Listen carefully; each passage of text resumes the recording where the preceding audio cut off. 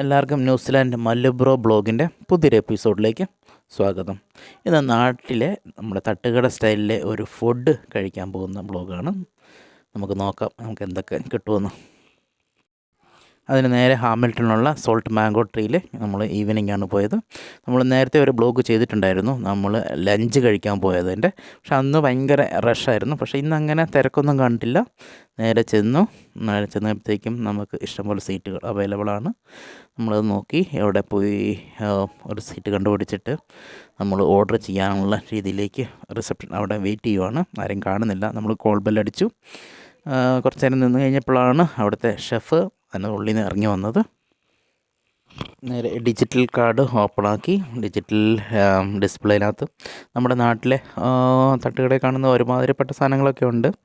വലിയ വെറൈറ്റികളില്ലെങ്കിൽ തന്നെയാണെങ്കിലും അത്യാവശ്യം സാധനങ്ങളൊക്കെ ഉണ്ട്.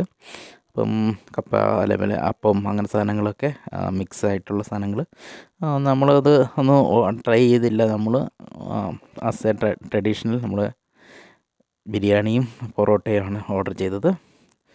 ചില്ലി ചിക്കൻ ഓർഡർ ചെയ്തു. അപ്പം അതും കഴിച്ച് നമ്മൾ നേരെ തിരിച്ച് വീട്ടിലേക്ക് വരാനുള്ളതായിരുന്നു. അപ്പം സാധനങ്ങളൊക്കെ വന്നു.